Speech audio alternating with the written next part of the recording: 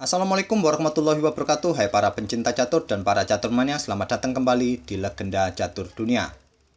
Sambil menunggu turnamen Tata Steel yang akan digelar mulai tanggal 15 Januari minggu depan, di beberapa hari ke depan kita akan coba ulas partai-partai dari Grandmaster muda saat ini.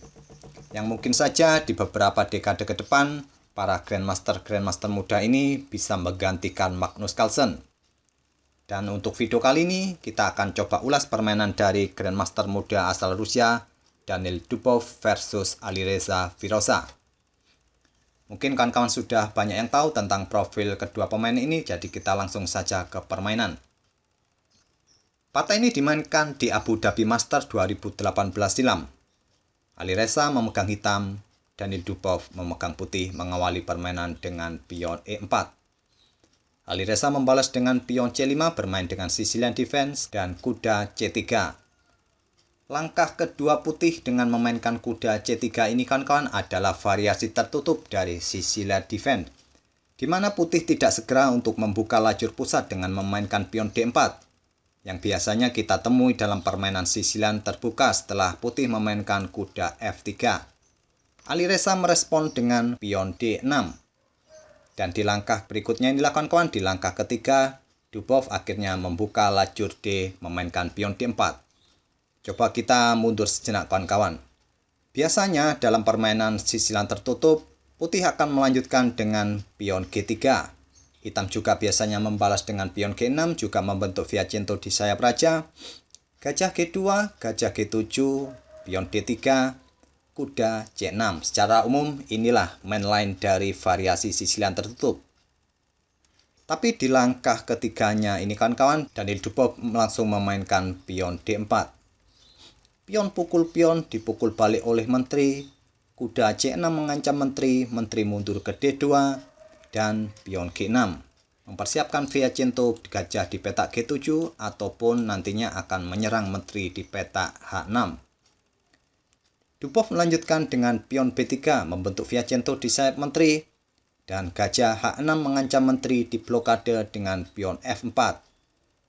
Alireza pun melanjutkan pengembangan kuda F6, gajah putih B2, dan di langkah berikutnya ini kedua pemain rokade saling berlawanan.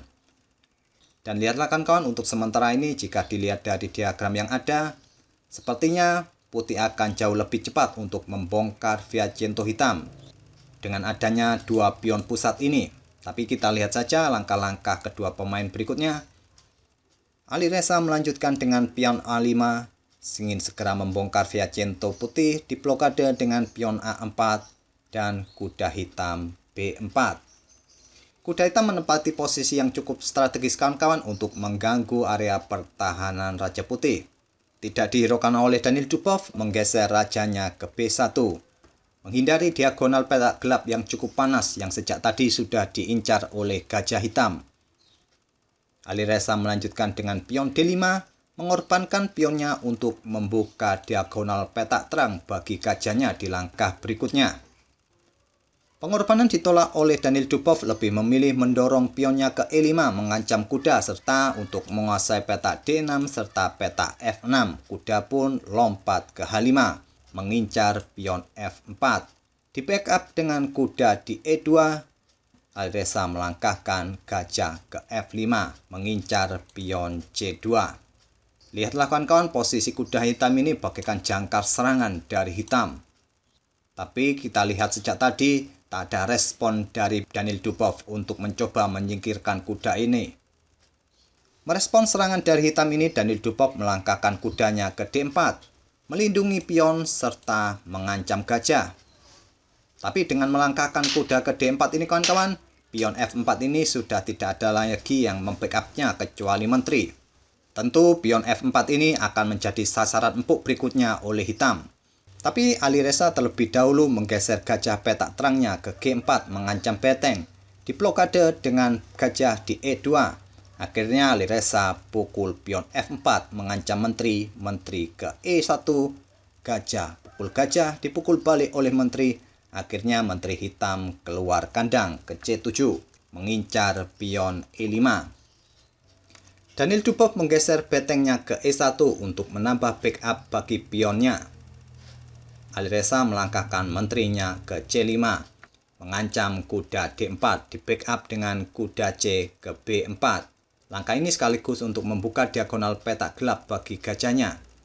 Alireza melanjutkan menggeser betengnya ke C8 untuk memberikan tekanan lebih pada pion C2, tapi tidak dihiraukan oleh Daniel Dubov, lebih memilih memainkan beteng ke F1. Gajah hitam mundur ke H6, pion C3 menyerang kuda, kuda lompat ke C6 menantang pertukaran kuda, tapi kuda putih lebih suka lompat ke F5. Pengorbanan sementara karena setelah pion pukul kuda, menteri akan pukul balik kuda. Gajah hitam pun kembali mundur ke G7. Dubov melanjutkan beteng pukul pion, menteri hitam mundur ke C6, beteng bergeser ke G5 mengepin gajah, dan kuda hitam lompat ke D8, membuka akses bagi menterinya untuk mengontrol peta H6. Daniel Dubov melanjutkan dengan gajah ke C1, Alireza melanjutkan dengan menteri ke F2. Langkah ini bukanlah langkah terbaik bagi hitam di posisi ini kawan-kawan. Langkah ini adalah langkah lemah. Atau bisa dibilang langkah ini adalah blunder dari Alireza. Karena di posisi ini langkah terbaik bagi hitam adalah melangkahkan betengnya naik ke peta C6 untuk membackup baris ke-6 ini. Tapi di posisi ini menteri hitam malah ke peta F2 untuk mengincar beteng putih E1 ini. Simpel beteng naik ke E3.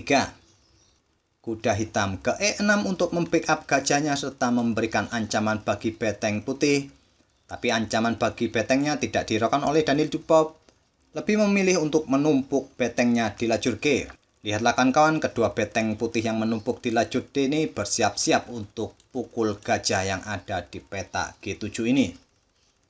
Ancaman ini direspon oleh Alireza memainkan menterinya ke E1 mengepin gajah, sekaligus menyiapkan skak di langkah berikutnya ke peta E4, ataupun juga memberikan tekanan pada pion C3. Daniel Dubov menggeser betengnya turun ke G4 untuk mengontrol peta E4. Di posisi ini kawan-kawan, bisa saja putih langsung pukul gajah G7. Setelah dipukul balik oleh kuda, selanjutnya menteri bisa bergeser ke G5. Pastinya hitam akan membalas dengan menteri ke E4 skak. Setelah raja ke B2, menteri hitam akan ke G6. Di sini menteri putih bisa melanjutkan dengan pukul pion E7. Mungkin hitam akan membalasnya dengan beteng ke E8 untuk mengajak bertukar menteri. Putih tidak perlu meladeni pertukaran menteri, cukup menggeser menterinya ke H4. Hitam menggeser menterinya ke peta E4. Selanjutnya, menteri putih bisa bergeser kembali ke H6, memberikan ancaman skakmat dengan pukul kuda. Tak ada cara lain bagi hitam untuk menghindari skakmat ini kecuali dengan menteri ke G6. Putih pun bisa mendapatkan menteri dengan variasi ini. Tapi variasi ini terlewatkan oleh Daniel Dubov, lebih memilih menggeser betengnya ke G4 untuk membackup atau mengontrol peta E4. Alireza menggeser beteng ke D8, beteng putih ke E3 mengancam menteri, menteri ke G1, dan beteng kembali digeser ke H3 memberikan ancaman skak dengan pukul pion H7. Di backup dengan kuda ke F8. Dan Daniel Dubov mendorong pionnya ke E6, menantang atau mengorbankan pionnya. Langkah ini adalah langkah defleksi kawan-kawan untuk mengurangi kontrol pada peta G6. Karena setelah pion pukul pion, putih atau menteri putih bergeser ke peta H6, kembali memberikan ancaman skakmat dengan pukul gajah. Di posisi inilah kawan-kawan, di langkah ke-33, Alireza tidak melanjutkan langkahnya, dia menyerah di langkah ke-33 ini. Saya tidak perlu melanjutkan kemungkinan langkah yang akan terjadi kawan-kawan apabila permainan tetap dilanjutkan. Seperti biasa, silakan otak-atik sendiri analisa-analisa lanjutannya sebagai latihan kawan-kawan semua.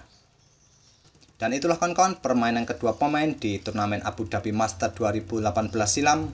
Daniel Dubov berhasil mengobrak-abrik pertahanan Alireza dan memaksa menyerah di langkah ke-33. Semoga permainan tadi bisa menghibur kawan-kawan semua dan memberikan inspirasi. Sampai bertemu di video-video berikutnya. Wassalamualaikum warahmatullahi wabarakatuh.